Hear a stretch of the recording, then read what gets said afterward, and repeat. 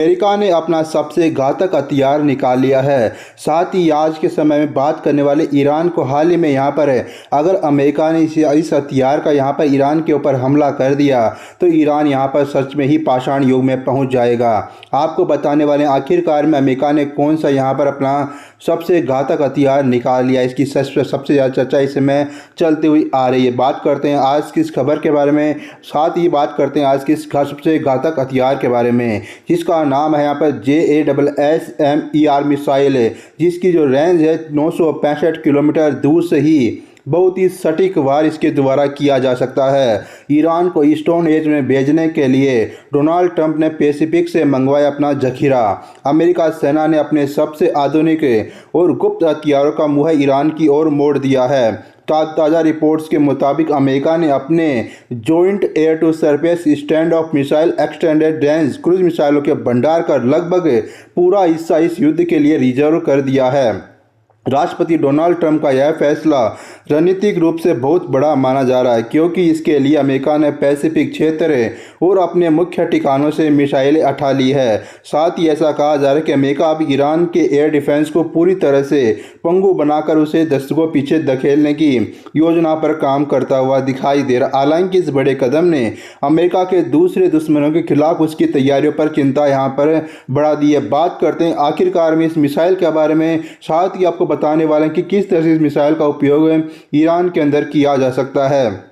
सबसे पहले आप इस फोटो के अंदर इस मिसाइल को यहाँ पर देख सकते हो, जिसका नाम है JASSM-ER। अमेरिका की सबसे भरोसेमंद और घातक मिसाइलों में से एक मानी जाती है। इसकी सबसे बड़ी खूबी इसकी मारक क्षमता है, जो कि करीब यहाँ पर 600 मील यानी कि लगभग 965 किलोमीटर के आसपास है। इसके साथ ही बात करें इसके बारे में तो यहाँ पर है, इसका मतलब है कि अमेरिका लड़ाकू विमान दुश्मन की सीमा में घुसे बिना ही बहुत ही दूरी से सटीक हमला यहाँ पर किया जा सकता है इस मिसाइल के द्वारा। बात करें इस मिसाइल के बारे में तो यहाँ पर है, इस मिसाइल की स्पीड और इसका रडार से बच निकलने वाला स्टेल्थ डिजाइन इसे दुनिया की सबसे घातक और सबसे खतरनाक मिसाइलों में शुमार करता है। यह मिसाइल ईरान के उन मजबूत ठिकानों को निशाना बनाने के लिए बनाई गई है जो कि भारी सुरक्षा और एयर डिफेंस सिस्टम से घिरे हुए हैं। अमेरिका अब तक युद्ध में 1000 से ज़्यादा मिसाइलें यहाँ पर दाग चुका है।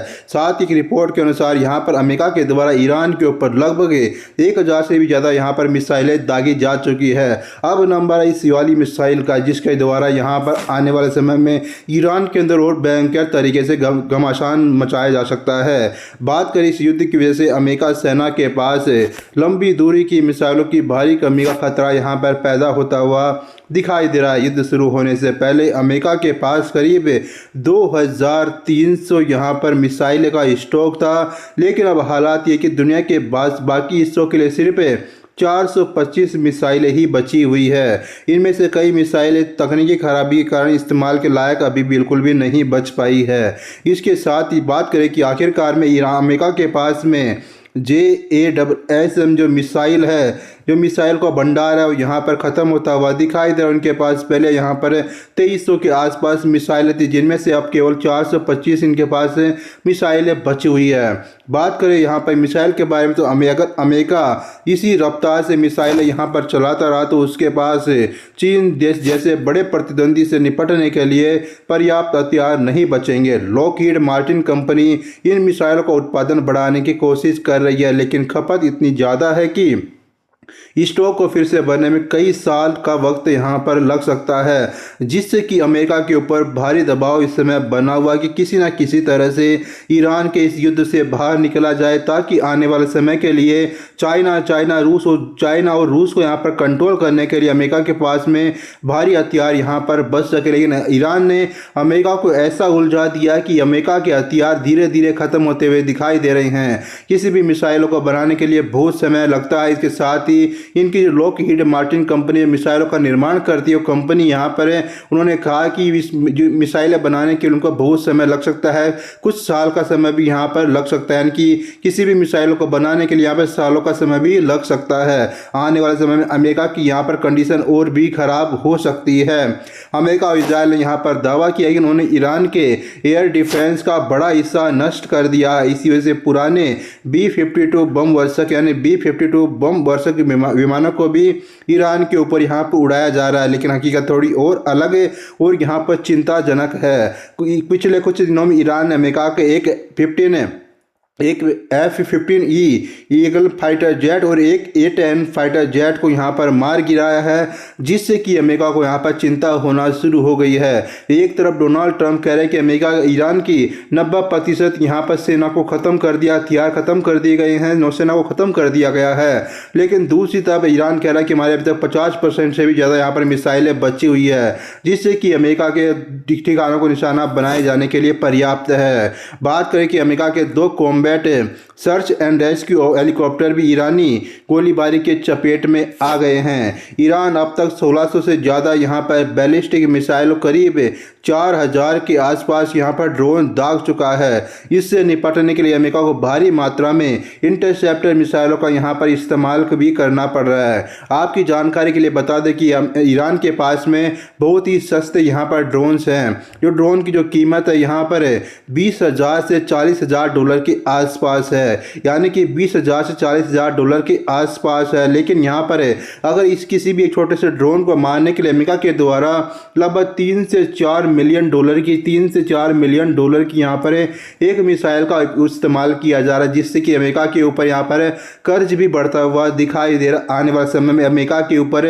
और भी ज़्यादा यहाँ पर कर्ज बढ़ सकता है। बात करें कि राष्ट्रपति डोनाल्ड ट्रंप ने हाल ही में अपने भाषण में कहा कि अगले 2 से 3 हफ्तों में ईरान को पाषाण काल में ले जाएंगे। इस बयान के बाद अटकलें तेज हो गई कि अमेरिका अब ईरान के मुख्य तेल टर्मिनलों और आर्थिक ठिकानों पर बड़ा हमला कर सकता है। खरगद्वीप जैसे रणनीतिक स्थानों को कब्जे में लेने या तबाह करने की योजना पर काम चल रहा है। अमेरिका नौसेना और मरीन कोर के जवान लगातार क्षेत्र में अपनी मौजूदगी यहाँ पर बढ़ाते हुए दिखाई दे रहे हैं। साथ ही अमेरिका के यहाँ पर मिसाइलों का जखीरा वापिस से मिडल ईस्ट के तरफ ले जाया जा रहा है। साथ ही अमेरिका के द्वारा ईरान के अंदर घुस करके ग्राउंड ऑपरेशन करने की भी यहाँ पर बातें चलती हुई आ रही है। अमेरिका के द्वारा लगभग 4500 के आसपास यहाँ पर मरीन सैनिक यहाँ पर ईरान के अंदर ग्राउंड पर उतारने की तैयारी भी अमेरिका करता हुआ दिखाई दे रहा है कि अमेरिका के द्वारा ईरान को चारों तरफ से नुकसान पहुंचाने की पूरी गारंटी ले रखी है। लेकिन यहाँ पर रूस और चाइना ने इंटरनल तरीके से रूस ईरान को यहाँ पर सपोर्ट कर रहे हैं, जिससे कि ईरान आज के समय में लगभग 37 दिन से यह युद्ध लड़ता हुआ दिखाई दे रहा है। ईरान किसी भी हालात में कहा कि ईरान ने कह दिया कि हम किसी भी हालात में सरेंडर नहीं करने वाले हैं। हम इस युद्ध को अंतिम में हमारे पास अंतिम गोला बचेगा तब तक हम इस युद्ध को लड़ने वाले हैं। आने वाले समय में अमेरिका की यहाँ पर परेशानियां बढ़ सकती है। अमेरिका के अंदर यहाँ पर महंगाई बढ़ना शुरू हो गई है। पूरी दुनिया के अंदर यहाँ पर महंगाई बढ़ना शुरू हो गई है। आने वाले समय में पूरी दुनिया की इकोनॉमी पर बहुत ही गहरा असर इस युद्ध का पड़ सकता है। आपको क्या लगता है कि आने वाले समय में ईरान की और हालात ख़राब हो सकती है या फिर यहाँ पर अमेरिका इस युद्ध से पीछे हट जाएगा? आपको क्या लगता है, आपकी राय क्या होने वाली है? यहाँ पर आपको कमेंट बॉक्स में जरूर से जरूर आपको बता देना है। अगर आपको वीडियो अच्छा लगा तो वीडियो लाइक करना, चैनल को शेयर करना और साथ ही वीडियो को सब्सक्राइब करना, चैनल को सब्सक्राइब करना मत भूलिएगा। धन्यवाद।